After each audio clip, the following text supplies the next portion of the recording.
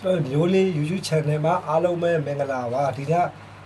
ခမန်းသုံးသက်ပေးရမယ့်ပွဲတွေကတော့၃ပွဲရှိတယ်ပေါ့နော်ကူလီပါရဲ့နော်ဝေးရဲ့ပြင်သစ်ကဆွေတွေရဲ့မက္ကဆီကိုရဲ့အီကွေဒေါရဲ့ကံမဲ့ပွဲအချိန်ကိုတစ်ချက်ပြောပေးမယ်သူကနော်ဝေးကဒီည7:30မှာကံမယ်ပြင်သစ်ကမနက်ဖြန်မနက်3နာရီခွဲမှာကံမယ်မက္ကဆီကိုကမနက်ဖြန်မနက်9နာရီခွဲမှာကံအဲ့တော့ကျွန်တော်တို့ဟိုခမန်းသုံးသက်ပေးတဲ့ဘယ်လိုစလိုက်ရအောင်နော်အဲ့တော့ကျွန်တော်ကဒီပြင်သစ်နဲ့စီရနဲ့ဘယ်ကိုကျွန်တော်ပြောချင်တယ်ဗျကျေးပေါက်ကျေးဖွင့်လို့မှုရကျေးကိုကြည့်မယ်ဆိုလို့နှလုံးသွင်းရင်ဒီကောင်က80စာကိုပေါင်းကျေးကိုကြည့်မယ်ဆို3လုံးသွင်း40စာအဲ့တော့ပြင်သစ်ရဲ့နောက်ဆုံးပွဲတွေကိုကျွန်တော်ကပြန်ကြည့်လိုက်ရအောင်နောက်ဆုံးသူကကန်ခဲ့တဲ့9ပွဲမှာသူ4ပွဲနိုင်1ပွဲရှုံးအဲ့4ပွဲမှာသူကပြင်သစ်က4ပွဲလုံးသူ2ခိုးထက်နေပဲတွင်းလာတယ်အတွင်းလာလဲဒိုင်ဗီလီတို့အမဘေးတို့ဥဆောင်ပြီးတော့တွင်းလာတာများတယ်ဒီညတော့လေကြည့်ရမှာလေအဲ့ပြင်သစ်ရဲ့ဒိုင်ဗီလီနဲ့အမဘေးဟိုပဲကြည့်ရမှာနော်ကန်တော့7ယောက်လောက်ကန်ပြီးမယ်လေခြေသွမ်းခြေသားရှိတဲ့လူတွေကိုကျွန်တော်ပြောပြရတာဆိုအဲ့တော့ကျွန်တော်ကဒီပြင်သစ်ကမဖြစ်မနေဂိုးသွင်းမှာလေတော့နှလုံးသွင်းမလားနှလုံးအထက်သွင်းမလားကျွန်တော်အဲ့ဒါပဲကြည့်ရတယ်ဒီဆွေရုံတော့ကျွန်တော်ဘာမှသိပြောကြမလို့ဆွေရုံဘက်ကဒီနောက်ဆုံး9ပွဲမှာဆိုဆွေရုံကန်လာတာဆိုလို့ရှိရင်တော့နောက်ဆုံး9ပွဲမှာ2ပွဲသိ2ပွဲရှုံး1ပွဲနိုင်အကျော်ကဒီနှစ်ဖက်လုံးကိုပြန်ပြီးချိန်ကြည့်ရမယ်ဆိုလို့ရှိရင်ဂိုးလည်းသွင်းတယ်ဂိုးလည်းပေးရအဲ့တော့ဒီပွဲကအပြန်အလှန်ဂိုးသွင်းမယ်ဟိုသွင်းလည်းသွင်းလိုက်မယ်ဆွေရုံဘက်ကသွင်းလည်းသွင်းလိုက်မယ်မသွင်းလည်းမသွင်းဘူးဒီပြင်သစ်ကတေးကြတယ်တေးကြတာပြောရတာတခုကတော့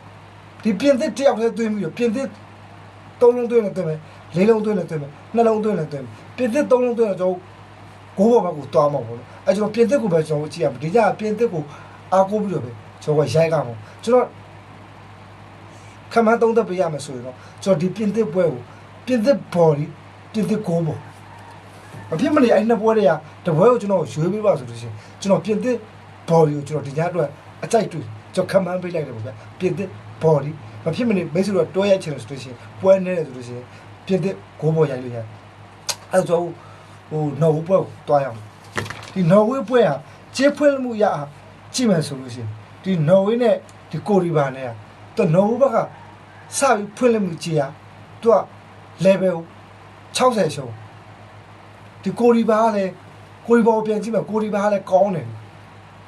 သူကဟိုအချက်လက်တွေတော့မပြောတော့ဘူးဗျာကိုရီဘာဂိုးသမားလည်းကောင်းတယ်ခန်းစစ်လည်းကောင်းတယ်ကိုရီဘာဘလောက်ပဲကောင်းနေပါသည်ဗျာဒီလူစုဖွဲ့မှုအားရဆိုလို့ရှိရင်တော့ဒီကျွန်တော်တို့ပုံရိပ်ကြီးတဲ့စကားသမားတွေပါတဲ့ဘက်ကပဲကျွန်တော်တို့ကြိုက်ကြလိမ့်မယ်အဲ့တော့ဒီ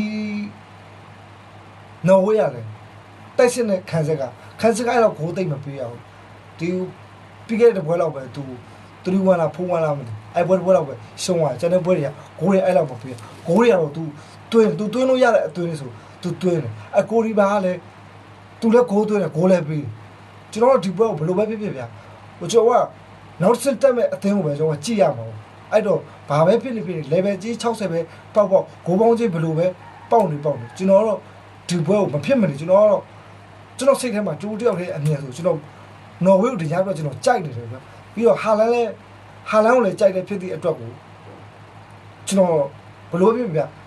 တရေရှုံးဆိုကျွန်တော်တို့60ပဲရှုံးပဲဖြစ်သည့်အတွက်ကိုကျွန်တော်နော်ဝေးကိုကျွန်တော်ရိုက်လိုက်ပြီဒီညနော်ဝေးဂိုးပေါ်မဖြစ်မနေနှစ်ပွဲတည်းတပွဲရွေးပါဆိုကျွန်တော်နော်ဝေး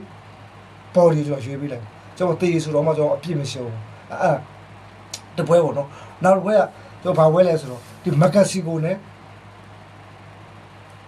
အီကွေဒေါနဲ့အဲ့ပွဲကမက္ကဆီကိုကအီကွေဒေါကဟိုးလေတိတ်တွင်းတာတိတ်မရှိဘူးပဲနှစ်သိန်းလုံးအဲ့တော့တွင်းတဲ့ပွဲလေတွင်းလာတာပေါ့နော်မက္ကဆီကိုကပေါက်ကြီးကိုကြည့်မယ်ဆိုမက္ကဆီကိုကတရေကို60ရှုံးဂိုးပေါင်းကြီးကိုကြည့်မယ်ဆိုလို့ရှိရင်နှလုံးကို35ပြအစားအဲ့တော့ကျွန်တော်ဒီ body ကြီးကိုကျွန်တော်ဖယ်လိုက်တော့ဒီဂိုးပေါင်းကြီးပဲကျွန်တော်ပြောလိုက်တော့ဂိုးပေါင်းကြီးကနှလုံးကို35ပြအစားဆိုမိတ်ဆွေတို့ပြောလိမ့်မယ်အဲ့ဆိုကျွန်တော်ခံမပေးကျွန်တော်အပေါ်ရိုက်လိုက်မယ်လို့မိတ်ဆွေတို့ပြောရင်ပြောကြလိမ့်ဒါပေမဲ့ကျွန်တော်ဒီပွဲကို သူကတော့ကိုယ့်ဘက်ကိုနေအောင်လို့ဆွဲခေါ်ထားတာပေါ့နော်ဒါပေမဲ့ကျွန်တော်ကလည်းနေမှာပါသူဆွဲခေါ်နေမှာမပူနဲ့ကျွန်တော်နေချင်းတဲ့ပွဲကြနေမှာ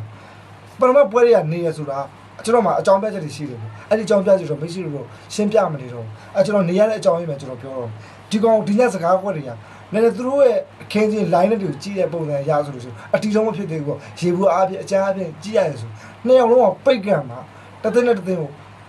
အမားဆောက်ပြီးကံသူတို့နိုင်ငံရဲ့ပွဲတွေကိုလည်းကြည့်လိုက်လို့ရှိရင်ရှားလက်လေးတွေကနည်းနည်းလေးကျင်းပြောင်းတယ်အဲ့တော့ဒီပွဲက तू ကကိုယ့်ကိုဆွဲခေါ်ခြင်းတဲ့အတွက်ကျွန်တော်အသာလေးပဲလိုက်သွားတယ်ပေါ့ကိုကကျွန်တော်တို့ဒီပွဲကိုတော့ကိုဘောမရွေးပေးတော့ဘူးအဲ့မဂါစီကိုကျွန်တော်ကိုရွေးပေးလိုက်တယ်မိတ်ဆွေတို့ကစိုက်နေတတ်လို့ရှိရင်အဆင်ပြေနဲ့ဆော့စကားနိုင်တယ်အဲ့တော့ကျွန်တော် channel လူတွေကြည့်ရအောင်လဲတကယ်ချင်းတို့မိတ်ဆွေတို့မိတ်ဆက်ပေးပါအောင်အိုးကျွန်တော်ကိုလည်း like subscribe လေးလည်းလုပ်ပေးသွားပါဦးကျွန်တော်ပြောတာလေဆိုတာလေအဆင်မပြေလို့မိတ်ဆွေတို့ဝင်ဆဲမယ်ဆိုရင်လည်းမိတ်ဆွေတို့သဘောပါပဲကျွန်တော်ကဒီသုံးသက်ပေးရတာဟိုဝါသနာပါလို့ဒီဟာတွေကိုပြောချင်လို့ပြော YouTube channel ထောင်ပြီးကျွန်တော်ပြောရခြင်းဖြစ်တယ်လူတွေထက်မပြောဘူးနာမည်တွေထက်မပြောဘူးမိတ်ဆွေတို့ကျွန်တော်ပြောခဲ့သလိုကျွန်တော်လူတွေကိုအသေးတွေကိုကျွန်တော်ဖောင်ဖွဲ့ပြီးပြောလိုက်မယ်ကျွန်တော်ပွဲတွေမှန်တယ်များအကုန်လုံးလွဲချော်တက်ဆရာကိုလွဲလို့ရှိရင်မစ်ကိုစိတ်ဝင်စားမှာမဟုတ်ဘူးလေအဲ့တော့ကျွန်တော်ပြောချင်တာနောက်ဆုံးရလက်ကိုအတီးပြူပြောတော့တော့ဒါရည်လည်းနားလည်ဘူးလို့မစ်တို့ဟိုအစင်ပြေမှာကြည့်ပါအစင်မပြေကျွန်တော်ဝင်ဆဲဝါနိုင်တယ်မစ်တို့ကြိုက်တဲ့ပြောချင်တာလည်းပြောသွားလို့ရတယ်ဗျာကျွန်တော်ဒါဝါသနာပါလို့ထောင်ထားခြင်းဖြစ်တယ်ကျွန်တော်လည်းဟိုအနေထားခုမှတော့ရှိတယ်ဗျာဒါတွေလည်းကျွန်တော်ကဘယ်သူပါဟောတော့ကျွန်တော်ပြောမနေတော့နားလေးရှုပ်ပါနော်ပုံစံချဲ့ဖြစ်မှာဆိုညီကိုတွေအဲ့ဒါလေးလေကြိုးပြီးရှင်းပြတာပါအားလုံးကျေးဇူးတင်ပါတယ်ခင်ဗျာ